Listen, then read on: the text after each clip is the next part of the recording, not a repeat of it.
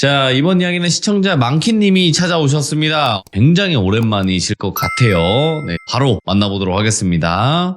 네, 여보세요? 망키님. 네, 안녕하세요, 조교님. 아이고, 이렇게 인사드리는 게 굉장히 오랜만이에요. 네, 라이브로 인사드리는 게 진짜 오랜만이에요. 좀 자주 오세요, 망키님. 저 감옥에서 좀 빼주세요. 아니, 탈옥하셨었잖아요. 다시 갇힌 기분이어가지고. 다시 자기 발로 들어오신 거기 때문에 이제 나가실 생각 없는 걸로 좀 생각할게요. 일단 알겠습니다. 이제는 나가면 추격팀이 붙기 때문에 쉽지 않아요. 네, 알겠습니다. 어떤 이야기일지 바로 한번 출발을 해보도록 하겠습니다. 렛츠가! 기리십니다. 망키예요.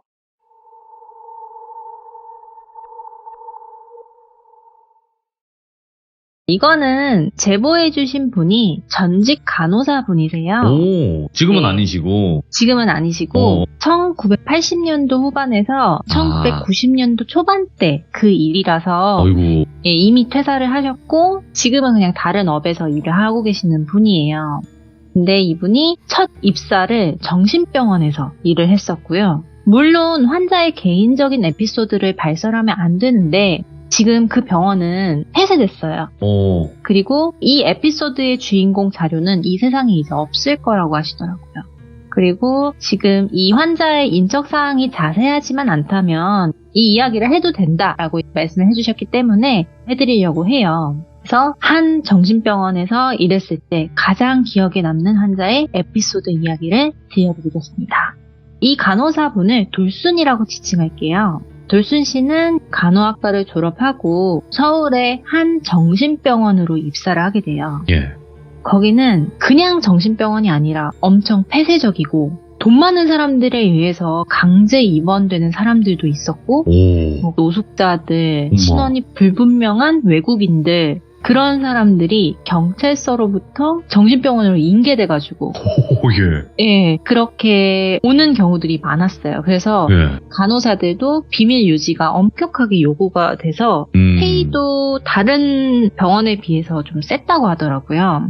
사실 그곳이 막 인간 실험의 한 해 만에 막 루머들이 이제 떠돌기도 했었는데 간호사였을 때여가지고 이런 일들은 말할 수 없고 이 할머니에 대한 이야기를 해드리려고 하는데 할머니가 등장해요. 돌순 씨가 3년 정도 일을 했을 때 할머니가 경찰로부터 신원을 알기 어렵다는 이유로 이 정신병원에 입원을 해요.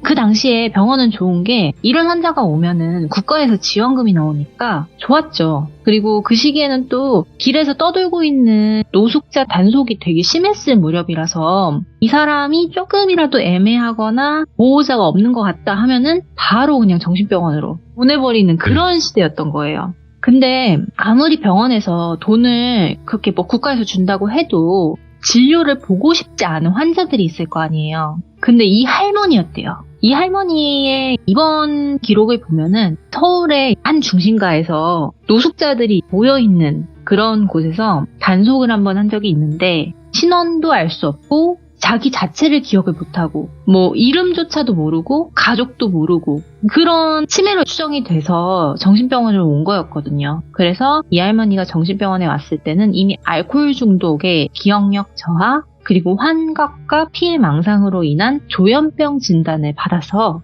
약물 치료를 병행을 했었어요.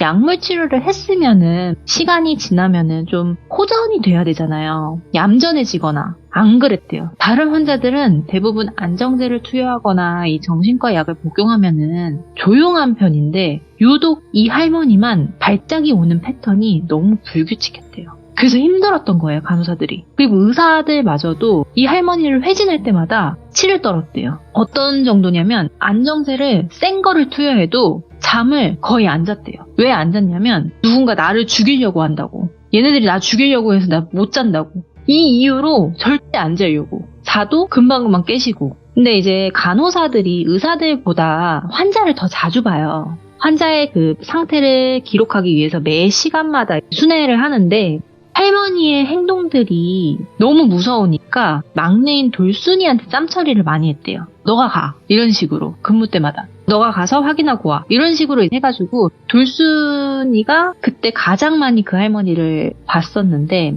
그 돌순이 밑에도 입사한 간호사들이 있었는데 그 할머니 때문에 퇴사를 많이 했대요.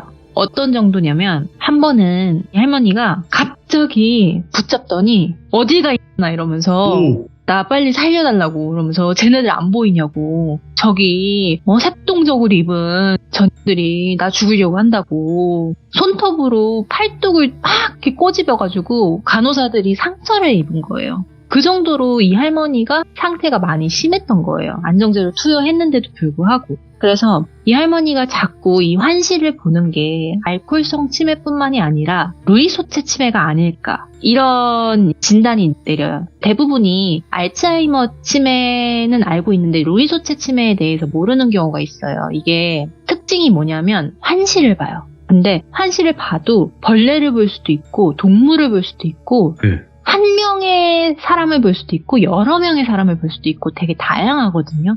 근데 할머니는요, 항상 이 간호 기록지를 보면 동일한 사람을 지칭하는 듯이 쟤네들이라고 이야기를 했었어요. 그래서 할머니가 어쨌든 간에 조현병이든 뭐 루이소체 치매든 너무 병원에서 이거 버겁다. 빨리 보호자 찾아내서 이거 할머니 뭐 요양병원으로 인계를 하든 데려가라고 하든 해야 될 것 같다. 이렇게 진단이 떨어진 거예요. 근데 할머니의 신원을 몰랐을 때여가지고 할머니가 기억이 잠깐 돌아왔을 때 빠르게 할머니의 이름부터 확인을 해보고 재확인하고 주민등록번호도 계속 확인하고 이러는데 몇 개월의 시간이 걸렸대요. 네. 그래서 병원비도 조금씩 밀리고 계속 국가에서 지원해준다고 해도 밀리고 그래서 보호자가 내야 되는 이런 상황이었는데 그 할머니가 맨정신일 때 진술한 내용들을 토대로 신원을 어느 정도 알게 되었을 때 경찰에 이 사실을 알렸대요. 혹시 이 할머니 이름으로 신고 들어온 게 있다면 보호자를 찾아달라 이렇게 의뢰를 한 거예요. 근데 이상한 게 경찰서에서 이 할머니에 대한 기록이 하나도 없었대요. 신고가 들어온 게 하나도 없었다는 거예요. 할머니가 솔직히 실종됐으면은 가족들이나 주변 사람들이 실종 신고를 했어야 되잖아요. 아니면 찾아다니거나. 근데 그런 내역이 하나도 없었다는 거죠. 그래서 병원에서 어쩔 수 없이 이 보호자를 찾기 위해서 동사무소 가가지고 가족관계 증명서랑 등본을 다 떼본 거죠. 네. 그래서 내역을 보니까 배우자는 이미 오래전에 사망하셨고 자녀가 3명이 있었대요. 돌순 씨의 기억으로는 아들, 딸 이렇게 셋이 있었대요. 네. 근데 아들들은 연락이 안 되는 상황이고 막내딸이랑 연락이 닿은 거예요. 김땡땡 씨 아시죠? 이러면서 이분이 여기 병원에 입원해 있는데 보호자를 찾고 있는데 등본을 보고 연락을 드렸다 이렇게 얘기를 했대요. 근데 엄마잖아요. 그러면은 보통 엄마가 그렇게 병원에 입원해 있다 하면은 그 병원이 어디에 있나요? 아니면은 엄마가 괜찮나요? 당장 갈게요. 이런 말을 할 텐데 말이 없더래요. 그러더니 그 따님분께서 엄청 차갑게 저랑은 관련 없는 사람이니까 다른 가족들한테 연락해보세요 하고 끊어버리는 거예요. 그래서 병원에서는 이미 아들들한테도 연락을 했지만 연락이 안 된 이유가 아들들 주민등록번호가 이미 말소된 상황이었대요. 이상하잖아요. 그래서 딸한테 다시 전화를 했대요. 근데 전화를 계속 안 받는 거죠. 회피하는 거죠. 보호자 찾았는데 보호자가 연락도 안 받고 우리는 이 환자를 내보내고 새 환자를 받아야 되는데 운영에도 지장이 생기는 거예요. 그래서 할머니가 증세가 얼마나 심각하냐면 돌순이한테 뛰어와가지고는 야 저기 천장 부셔야 돼. 저기 위에 애들이 나 자꾸 쳐다봐 이러면서 부셔줘 얼른 이렇게 급하게. 그래서 네 제가 부셔드릴 테니까 조금만 기다리세요 이러면은 빨리 내가 보는 앞에서 부셔줘 이러면서 계속 매달리고 그리고 이 할머니가 틈만 나면은 불규칙한 패턴으로 스스로를 해했는데 스스로를 어떻게 해했냐면 순찰을 돌고 있을 때 간호사들이 환자의 상태가 어떤지 상태를 체크하러 다닐 때 할머니의 그 병실 쪽에서 으악 이런 소리가 들려서 뭐지 하고 달려갔대요. 가보니까 스스로를 잡으면서 거품을 물고 있는 그런 위급한 상황까지 온 거예요. 그래서 어르신 그러면 안 된다고 하면서 이 손을 떼려고 하는데 이 손이 의사랑 간호사가 떼려고 해도 안 떼지는 정말 이거는 이 할머니의 힘만은 아니다 이런 생각이 들 정도였대요. 어떻게 이 마른 할머니가 힘이 이렇게 세지? 생각이 들었대요. 그래서 안정제를 정말 많이 투여하고 잠이 들으셨는데 그것도 그냥 임시 방편이었대요. 그래서 이 할머니를 팔다리를 묶어놓는 방법을 많이 했다고 하더라고요. 스스로 헤어지를 못하게 하려고. 근데 이렇게 묶어놓으니까 할머니가 말은 할 수 있잖아요. 근데 말을 할 때 어떤 내용들을 주로 했냐면 이게 다 니들 입에 풀칠해주고 뭐 지켜주는 값이라고 내가 너네들의 은인인데 감히 어떻게 이러냐고 이렇게 얘기를 하기도 하고 오호. 그래서 그런 특정 단어의 말들을 통해서 이 할머니는 어떤 할머니인지 알겠다. 간호사랑 의사끼리는 추측을 이미 다 해놓은 상태였던 거죠. 그리고서는 돌순 씨도 너무너무 퇴사하고 싶었던 때가 있었는데 언제냐면은 밤에 돌순 씨가 근무하는 날이었대요. 나이트 근무. 새벽이잖아요. 밤이니까 다 잠들어야 할 시간이라서 고요했대요. 분명히 순찰을 다 돌았고 그 할머니까지도 자고 있는 거 체크했고 유난히 조용하니까 일이 너무 순조로우니까 조금 졸리네 하면서 꿈뻑꿈뻑 멍 때리면서 졸고 있었대요.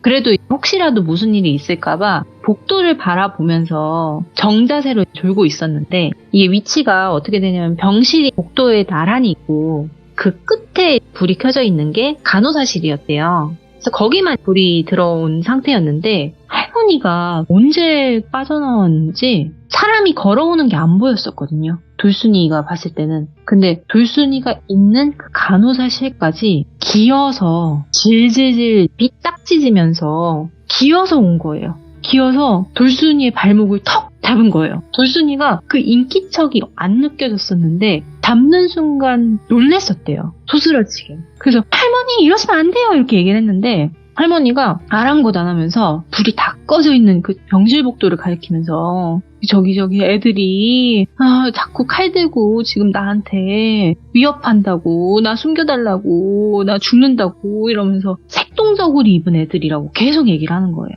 색동저고리 입은 애들이 자꾸 나 지금 괴롭힌다고. 근데 이게 돌순이뿐만이 아니라 다른 간호사들한테도 이러니까 정말 이건 안 되겠다. 이 할머니 진짜 보호자한테 빨리 보내야겠다. 결론이 나온 거예요. 근데 딸이 전화를 안 받는다 했잖아요. 요즘에는 간호사들한테 이런 거 절대 못 시킨대요. 근데 그 당시에는 잡다한 일들은 막내한테 땀처리를 많이 시켰던 시기여서 그 간호사한테 그 할머니의 간호일지랑 진단서가 적혀있는 뭐 서류 같은 것들 있잖아요. 그런 서류를 가지고 그 딸이 있는 곳으로 가서 결판을 짓고 와라. 딱 얘기를 한 거예요. 그래서 돌순이는 병원 일밖에 안 해봤는데 이 사람을 찾아가는 게 좀 무서웠었대요. 근데 막내고 해야 되니까 찾아갔대요. 페이도 꽤 셌거든요. 그 병원이. 근데 그 경기도 한 외곽으로 갔는데 지금 생각해도 꽤 큰 저택이었대요. 오. 으리으리한 주택에서 살고 있었다고 하더라고요.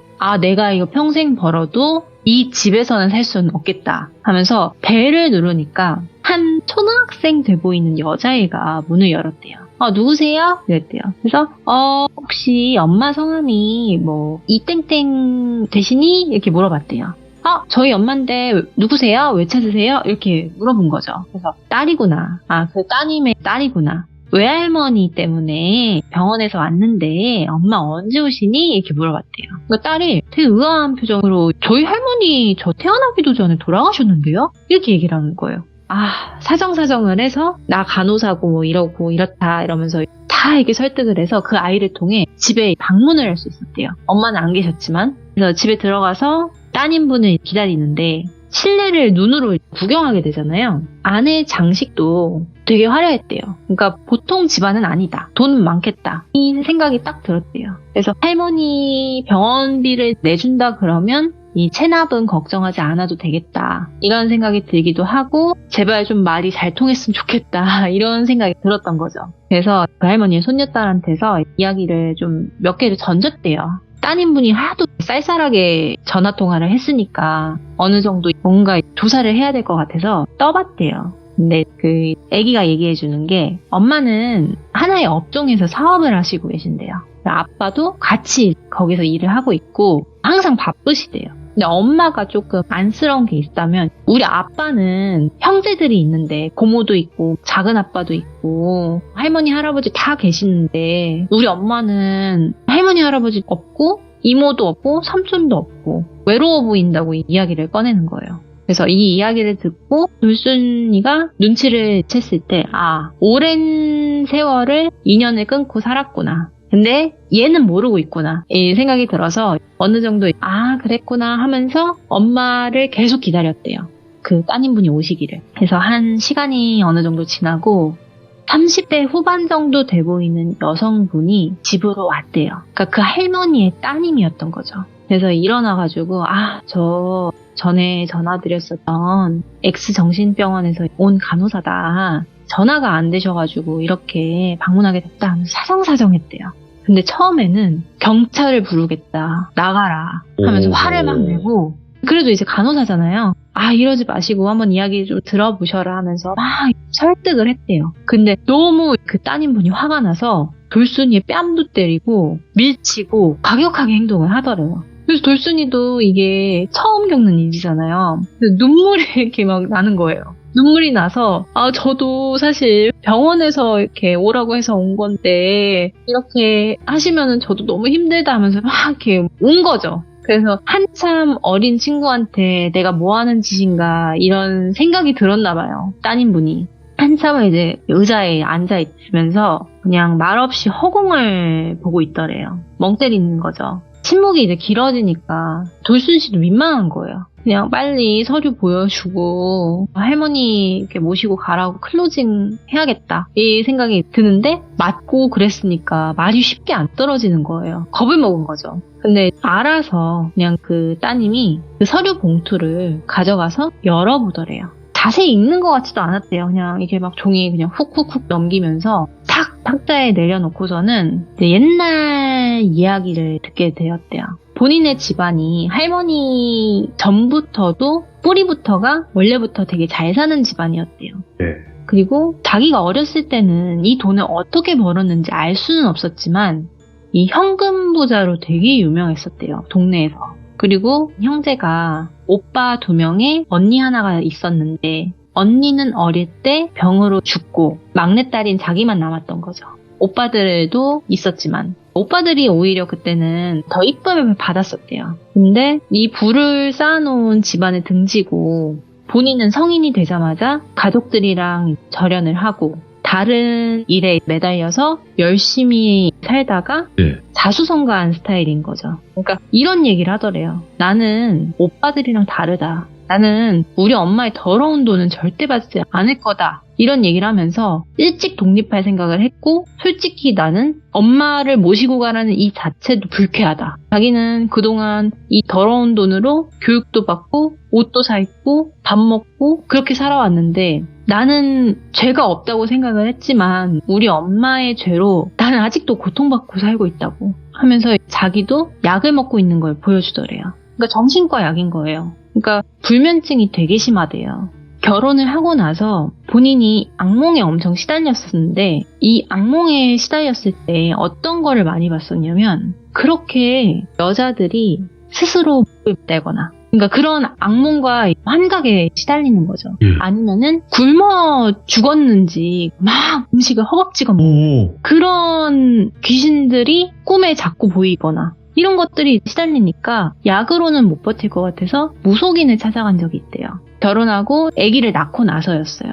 근데 무속인이 너는 죄가 없겠지. 근데 니네 엄마부터 니네 조상부터 대대로 지은 이 업보는 계속 이어질 거라고.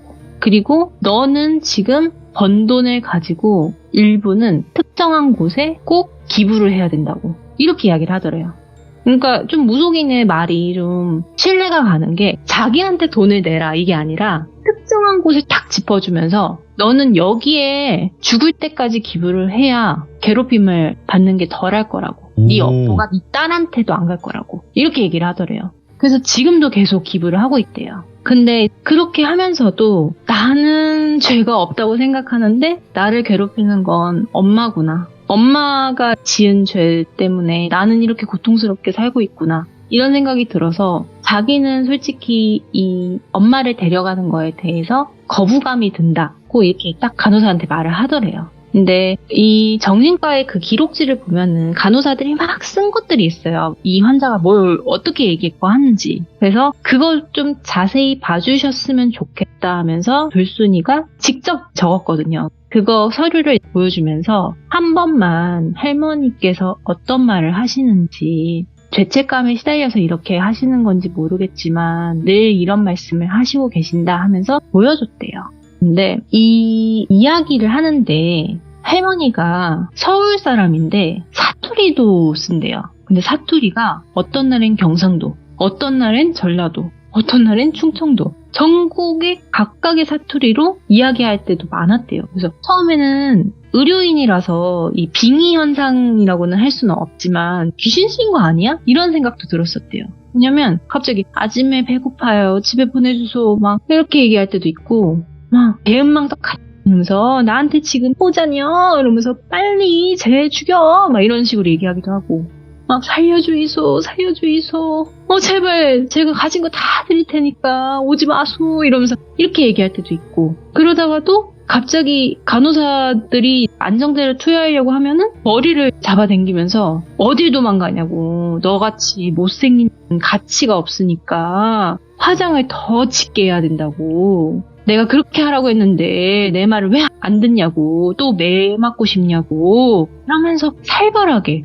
간호사들한테 그렇게 공격적으로 얘기할 때도 있었거든요. 그래서 간호사들이 가끔씩 우리가 몸 파는 여자인 것 같다 이런 얘기들을 많이 했었거든요. 그래서 그거를 직접 따님분한테 얘기를 한 거예요. 이런 행동 패턴 때문에 사실 우리가 모시는 게 너무 힘들다고. 그래서 요양원이나 그쪽으로 보내는 게 할머니한테도 나을 것 같고 서로에게 나은 길인 것 같다. 그러면서 솔직하게 설득을 하는 거죠. 그래서 따님이 맞다, 우리 엄마 그런 데서 일한 거 맞다, 자세히는 뭐 엄마가 다 얘기한 것 같은데 맞다고, 근데 엄마를 이렇게 데려가야 되는 거에 대해서는 아직까지는 나도 잘 모르겠다고, 그러니까 자기도 좀 생각해 볼 테니까 오늘은 이만 돌아가셨으면 좋겠다고 하고서는 돌순이를 내보냈대요. 그러니까 돌순 씨가 얘기를 들었던 걸 정리를 하자면 예상했던 대로 할머니는 한 집단의 포주였었던 거예요.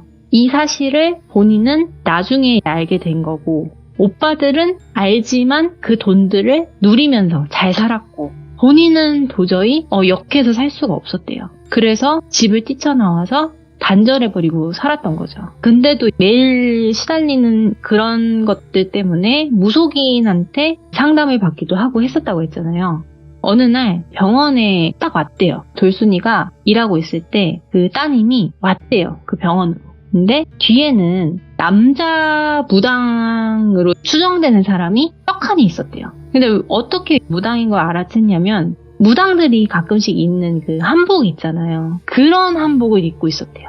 그래서 저분 무당이구나, 저번에 그 얘기해줬던 그 무당인가 보다 이런 생각이 들었는데, 할머니를 면회를 시켰을 때 할머니는 전혀 못 알아봐요. 이 따님은 딸인 것도 몰라요. 근데 계속 얘네들이 나 죽이려고 하니까 빨리 나 좀 도망가게 해달라고 그런 말만 하더래요. 그리고 그 면회실에서 어떤 얘기를 하는지 이렇게 보는데 무당은 그냥 뒤에서 계속 서서 그 할머니의 행동만 보고 있어요. 그리고 딸은 앉아서 엄마의 행동을 보는데 눈물이 나는 거예요. 그러고 나서 와가지고 퇴원 조치하겠다고 밀린 병원비 수납하고 모시고 간 거예요.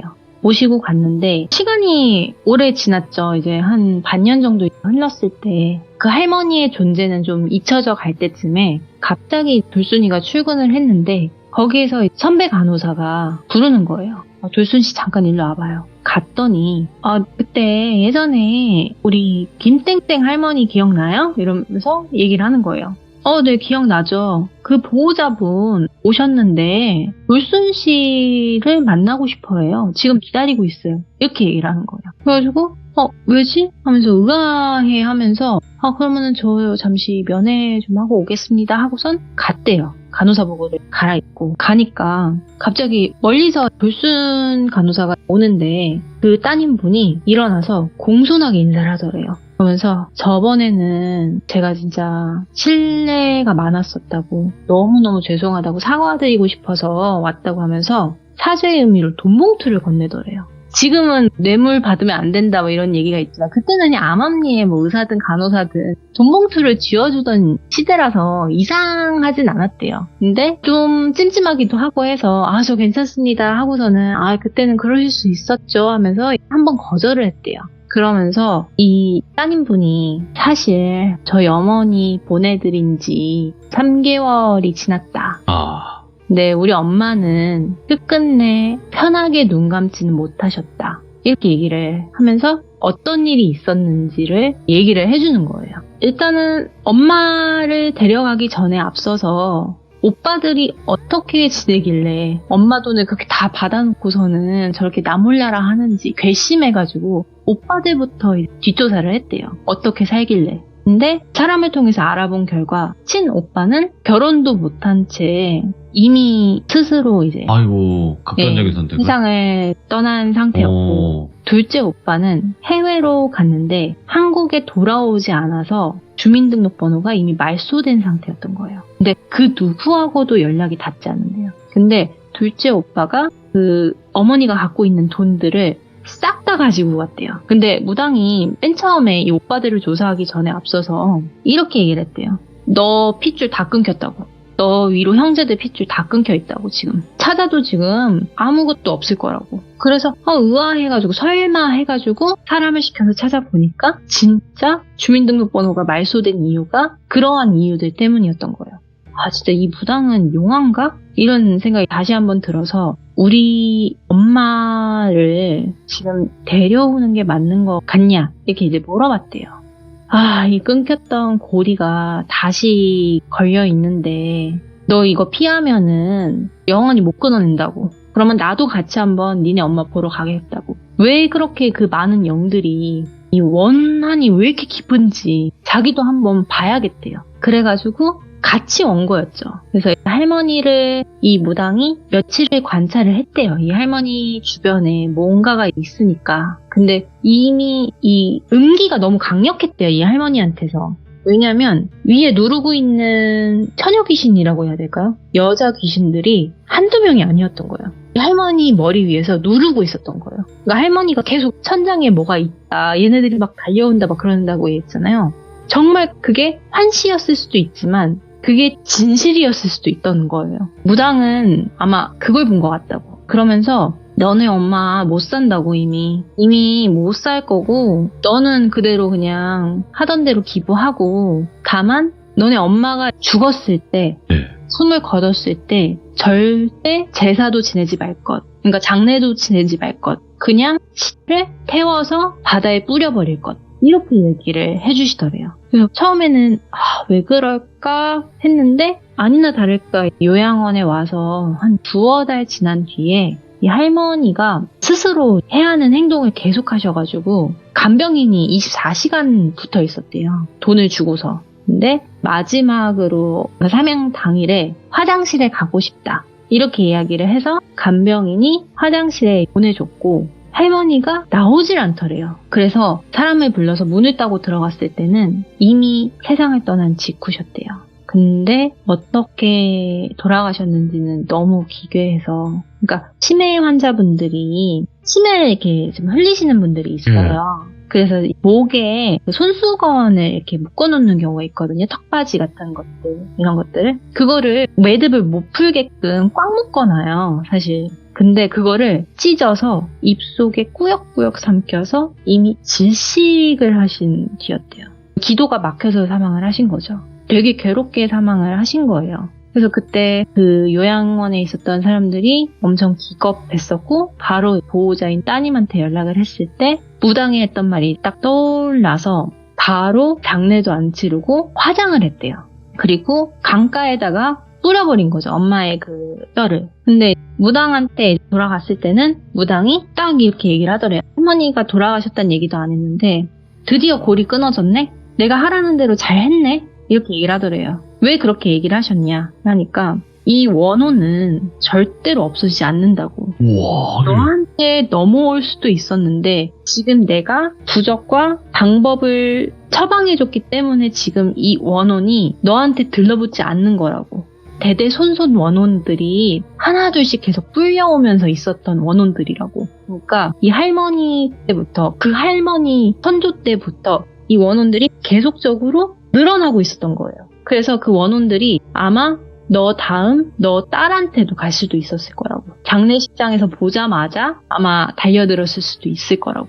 그걸 막으려고 제사를 못 지내게 한 거래요. 그러니까 생에 얼마나 많은 죄를 지었는지 딸도 궁금하잖아요. 그 일을 한 건 알지만. 그래서 할머니는 이미 서울 어딘가에서 유명한 포주였었다고 했잖아요. 근데 악질로도 유명을 했었대요. 그러니까 그냥 데려오는 여자들이 어렸대요, 일단은. 순수하게 때가 타지 않았고, 이 업에서 일을 안 하게 생겼는데? 하는 그 여자들만 꼭 데려왔어요. 때묻지 않은 순진한 여성들만 데려와서 굴린 거예요.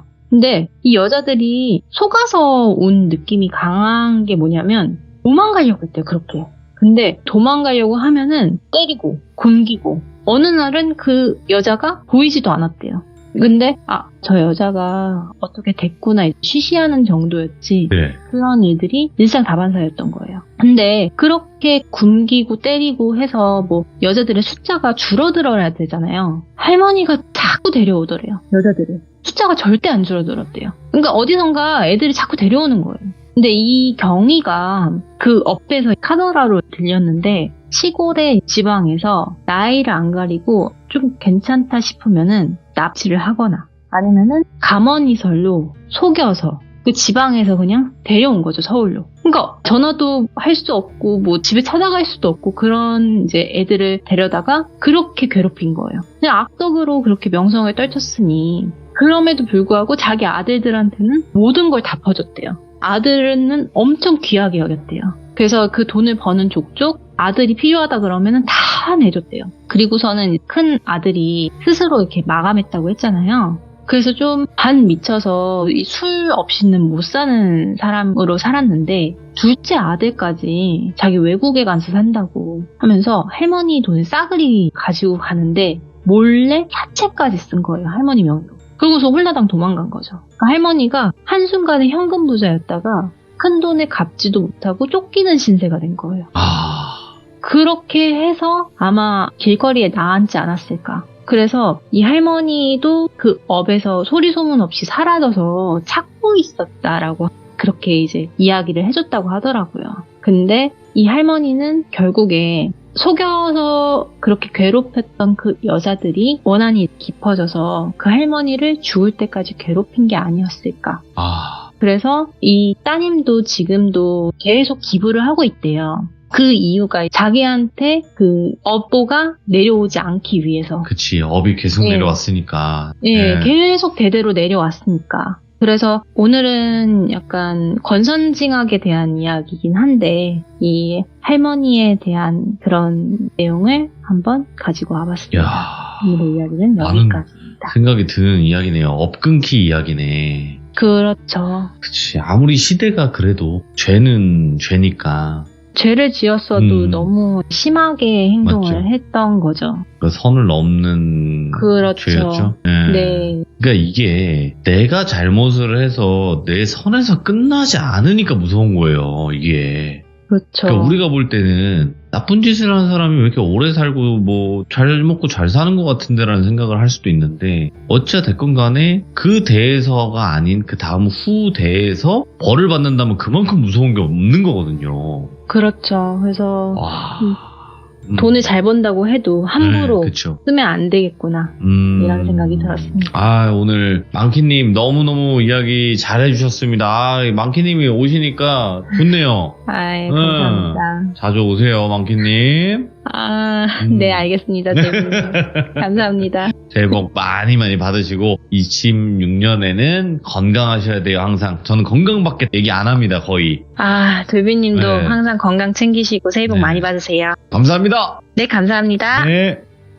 오늘 이야기도 정말 이 죄를 지으면 안 되는 이유인 건가 싶어요. 왜냐면 죄를 내가 지어서 내 후대가 받는다면 그게 가장 무섭다고 생각을 하거든요. 원래 잘못한 사람이 받아야 되는 게 맞는 건데 내 자식, 내 손자, 손녀가 그렇게 죄를 받는다면 가장 섬뜩하고 진짜 무서운 일이 아닐까라고 생각이 듭니다. 그래서 우리 귀족님들께서도 26년도에는 건강하시되 죄 안 짓고 업을 안 짓는 선에서 1년 마무리하시길 바라겠습니다.